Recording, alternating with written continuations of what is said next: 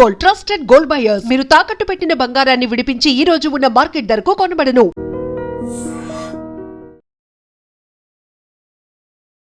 చెర్లపల్లిలో జరిగినటువంటి అతి ఘోరమైనటువంటి ఇన్సిడెంట్ అదే మనకు తెలుసు. విజయశాంతి అట్లాగే వాళ్ళ ఇద్దరు పిల్లలు ట్రైన్ ట్రాక్ మీద అత్యంత వేగంగా ట్రైన్ వస్తున్న ట్రాక్ మీద నిల్చొని ఆత్మహత్య చేసుకోవడం. ఆ తర్వాత మృతదేహాలు ఎంత చెల్లా చెదురుగా అయిపోయినాయి, ఆ తర్వాత ఏం జరిగింది ఏంటి అనేది కూడా రోజు మాట్లాడుకుంటున్నాం.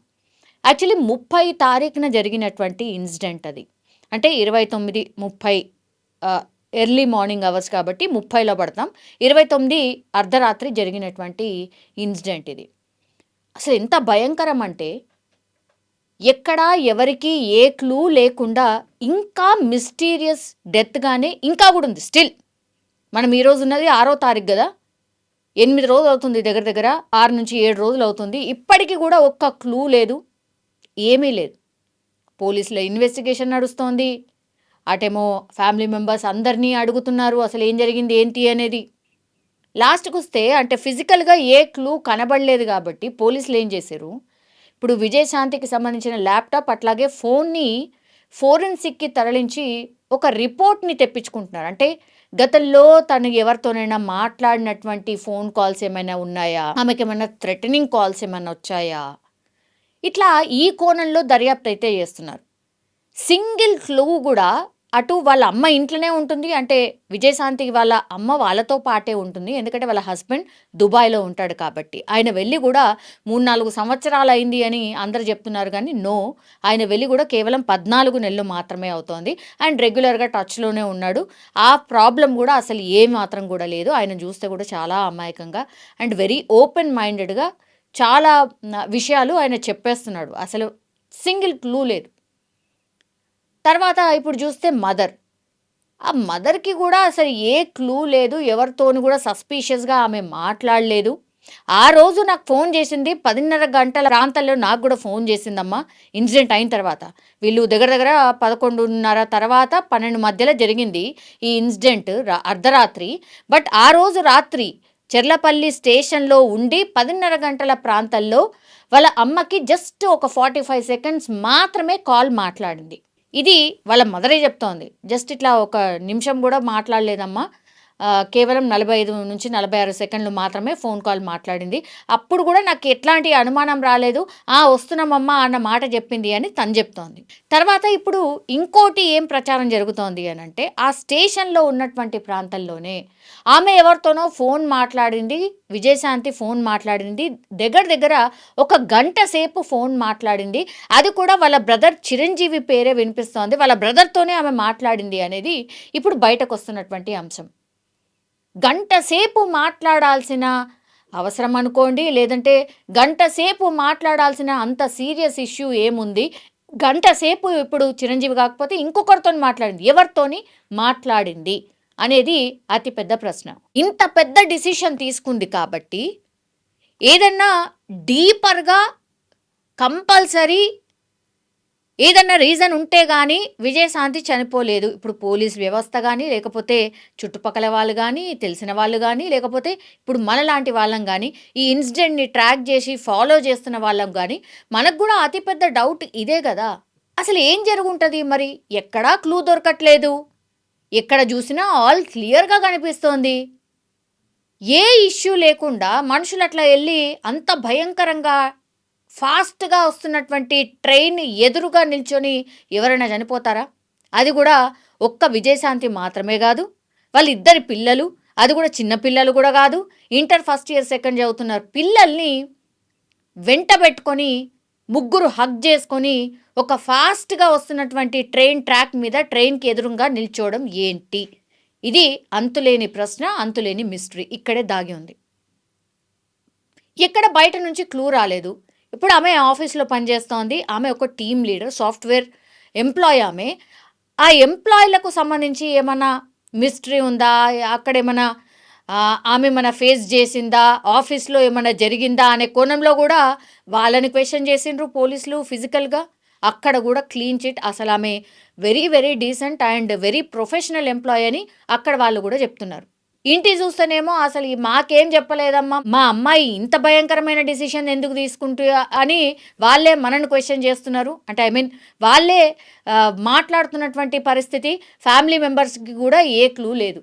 ఇప్పుడు పోనీ ఏమైనా ఫైనాన్షియల్ ప్రాబ్లం ఏమన్నా ఉందా అంటే అది కూడా లేదు. ఫైనాన్షియల్లీ మంచిగా ఉన్నారు, చాలా బాగున్నారు. ఒక సొంత ఇల్లుంది, ఈమె జాబ్ చేస్తుంది, వాళ్ళ హస్బెండ్ కూడా జాబ్ చేస్తున్నారు. మంచిగా ఇల్లు కట్టుకోవడమే కాకుండా ఇంకెక్కడో ప్రాపర్టీ వైజ్గా కూడా ఇంకోటి కూడా ఎక్కడో కొన్నారు రీసెంట్లీ అనేది కూడా మనకు అందుతున్నటువంటి సమాచారం. ఆమె ఇప్పుడు చెర్లపల్లి, ఆమె ఇంటి నుంచి అంటే ఆమె ఇల్లు ఎక్కడైతే ఉందో ఉప్పల్ ఇంటి దగ్గర నుంచి చెర్లపల్లి వచ్చేంత వరకు ఆమె ఎక్కడెక్కడ ఆగింది, ఏమేం చేసింది అనేది కూడా పూర్తిగా దగ్గర 100 సీసీ కెమెరాల్ని పూర్తిగా అంటే ఆమె కార్లో జర్నీ చేసింది కదా, పూర్తిగా ట్రాక్ చేసి 100 సీసీ కెమెరాల్ని చెక్ చేస్తే కూడా ఒక్క చిన్న క్లూ కూడా లేదు. అందుకే కదా ఇంత అసలు అనుమానాలు ఏమైనా వ్యక్తం చేద్దామా, ఎక్కడైనా చిన్న క్లూ ఉంది అంటే అది లేదు. తీరా చూస్తే ముగ్గురు ఆత్మహత్య చేసుకున్నారు. గతంలో కూడా ఈ కూకట్పల్లి కేసు ఉంది కదా, చిన్నపిల్లని చంపినటువంటి కేసు, ఇంటి వెనకాలనే ఉండి ఆ బాబు హత్య చేసిండు. కానీ ఏ క్లూ లేకుండా ఎట్లా హత్య చేసిండు, అసలు దేనికోసం చేసిండు అనేది కూడా ఇట్లనే ఒక దగ్గర 8 నుంచి 10 రోజుల పాటు నడిచింది. అది చిన్న క్లూ లేకుండే. అక్కడ ఎట్లాంటి క్లూస్ సేకరణ జరిగిందో, డీపర్ క్లూస్ సేకరణ జరిగిందో, ద సేమ్ వే ఈ కేసులో కూడా అట్లనే అనిపిస్తుంది. ఏ చిన్న క్లూ లేదు.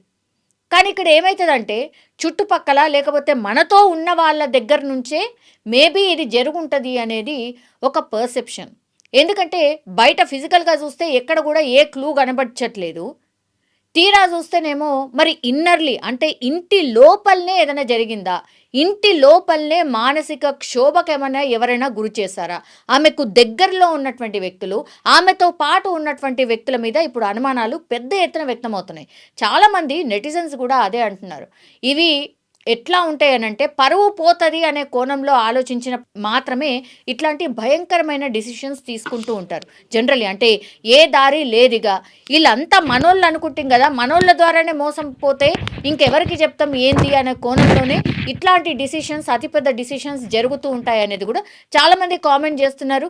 అండ్ దట్టు విశ్లేషకులు ఎవరైతే ఉంటారో, మోటివేషనల్ స్పీకర్స్ ఎవరైతే ఉంటారో వాళ్ళు కూడా అదే చెప్తున్నారు. సరే మొన్నటి వరకు కూడా లోన్లీనెస్ కూడా మేబీ కారణం కావచ్చు అనేది కూడా ఒకటి ఉంది. ఆమె లోన్లీనెస్ ఫీల్ అయితే ఇప్పుడు టీనేజ్ కదా వాళ్ళ పిల్లలకి, వాళ్ళకేంటి ప్రాబ్లం, నేను ఇట్లా ఫీల్ అవుతున్నా అని చెప్పింది. వాళ్ళు కూడా ఈ మధ్యకాలంలో మీరు చూడండి సోషల్ మీడియాలో ఎంత యాక్టివ్ ఉంటున్నారు పిల్లలు. వాళ్ళు వాళ్ళ అమ్మకు చెప్పేంత పరిస్థితిలో ఉన్నారు. అయినా సరే ఆమెతో పాటు వీళ్ళు కూడా ఆత్మహత్య చేసుకోవడం ఏంటి? అండ్ వాళ్ళు మీరు చూడండి సీసీ ఫుటేజ్, చెర్లపల్లి స్టేషన్కి సంబంధించిన ఫుటేజ్ చూస్తే కూడా ఎక్కడ కూడా వాళ్ళు జంకుతున్నట్టు కానీ, అమ్మ చేతిని వదిలినట్టు కానీ, ఎక్కడికో అటో ఇటో వెళ్ళడానికి ప్రయత్నించినట్టు కానీ, ఎవరన్నా ఫోన్ లాక్కొని నేను ఎవరికన్నా ఫోన్ చేస్తా అనడం కానీ పిల్లలు ఏమీ కూడా చేయలేదు తెలుసా. పాపనైతే టోటల్లీ వాళ్ళ అమ్మ చేతిని అట్లా పట్టుకొనే ఉంది. ఎంత ఎంత పెయిన్ఫుల్గా వాళ్ళు ఆ చెర్లపల్లి స్టేషన్లో నడిచుంటారు, ఎంత పెయిన్ఫుల్గా వాళ్ళు ముగ్గురు మాట్లాడుకొని ఉంటారు, ఎంత పెయిన్ఫుల్గా ఆ ట్రాక్ మీద వెళ్ళి నిల్చొని ఉంటారు. ఇది అందరు కూడా మాట్లాడుతున్నటువంటి అంశం. బయట దగ్గర నుంచి ఎక్కడ నుంచి కూడా ఒక్క క్లూ దొరకలేదు. కాబట్టి ఇంటి దొంగల్ని ఈశ్వరులైనా పట్టలేరు అని అంటారు కదా, అట్లేమైనా జరుగుంటుందేమో అనేది లాస్ట్గా ఒకటి అంటే పోలీసులు కూడా మాట్లాడుతున్నటువంటి అంశం. అండ్ డీపర్లీ చెక్ చేయాల్సిన అంశం కూడా ఇదే. ఇప్పుడు ఆమె ఫోన్లో అన్నా ఉండాలి, ఆమె ల్యాప్టాప్లో అన్నా ఉండాలి.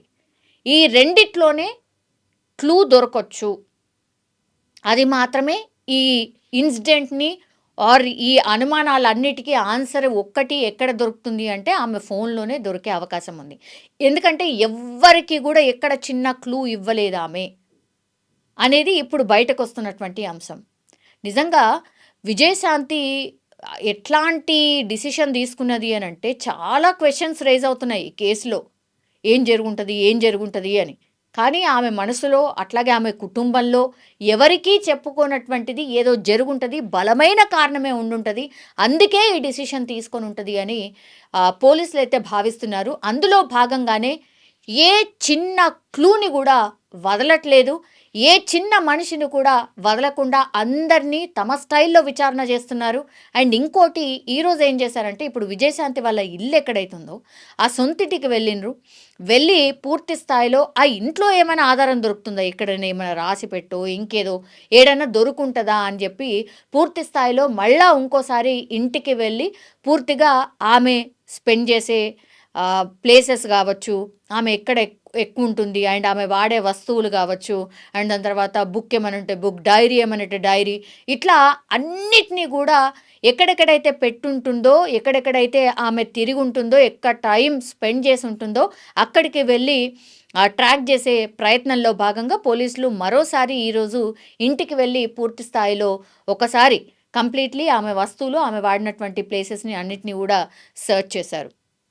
అండ్ దాని తర్వాత కుటుంబ సభ్యులు ఎవరైతే ఉన్నారో, ఈ విజయశాంతికి సంబంధించిన కుటుంబ సభ్యులు ఎవరైతే ఉన్నారో వాళ్ళని అదుపులోకి తీసుకున్నారు, విచారిస్తున్నారు అనేది బయటకు వస్తున్నటువంటి అంశం. అలాంటిది ఏమీ లేదు, ఇంకా ఎవరిని కూడా అదుపులోకి తీసుకోలేదు, అట్లాంటి క్లూ కూడా వాళ్ళకి ఏం దొరకలేదు, ఎవరి మీద కూడా సస్పెక్ట్ ఇట్లా వీళ్ళు ప్రైమరీ సస్పెక్ట్ వీళ్ళు ఉన్నారు అనేది కూడా ఇప్పటికీ ఒక్క క్లూ కూడా దొరకలేదు.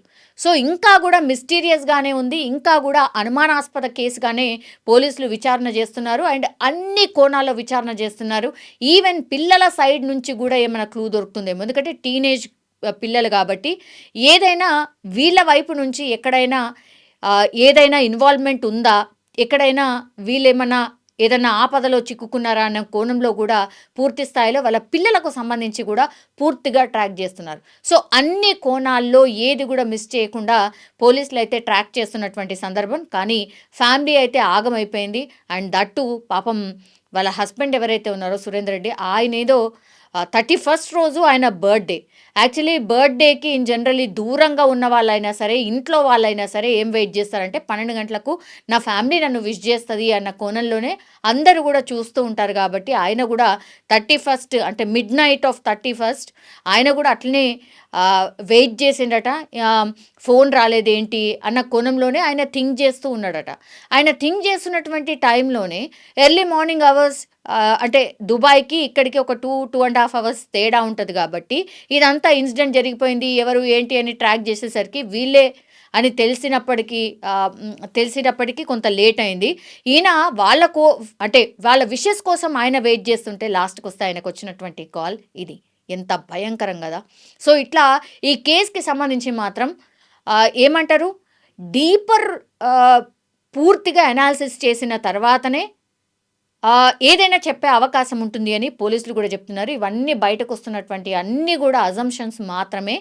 ఆమె ఫోన్లో, ల్యాప్టాప్లో మాత్రమే ఏదైనా క్లూ ఉంటే ఈ కేసుకి ఏదైనా కన్క్లూజన్ ఆర్ లీడ్ దొరికే అవకాశం ఉంటుంది అని చాలా స్పష్టంగా పోలీసులు అయితే చెప్తూ ఉన్నారు. చూడాలి మరి ఏం జరుగుతుంది ఏంటి అనేది. 29 వైఫ్ మాట్లాడింది, 27 పాప మాట్లాడింది. బాబు సంక్రాంతి హాలిడేస్లో వచ్చినప్పుడు మాట్లాడాడు. ఈ ప్రమాదం జరిగింది ఇప్పుడు తెలిసేసారు. ఆ రోజు మార్నింగ్ 8:30కి తెలిసింది నాకు. ఏమని చెప్పారు సార్?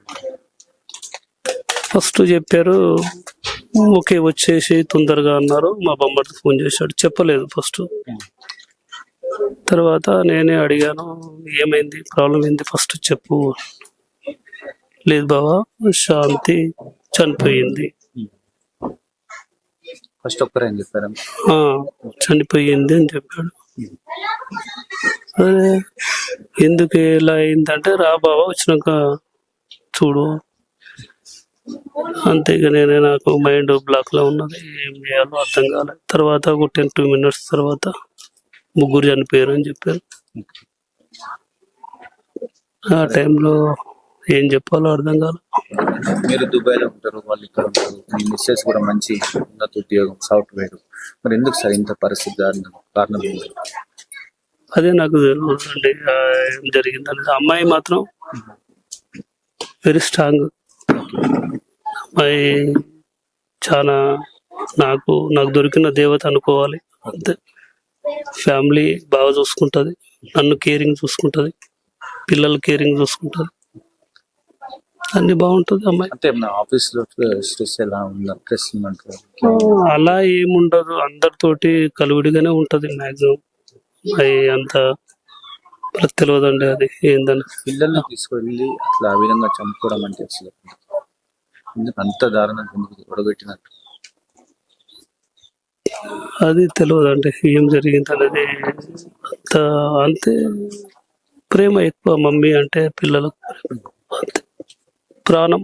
ఓకే, పాపకు బాబు ఇద్దరికి మమ్మీ లేకపోతే ఉండలేరు వాళ్ళు.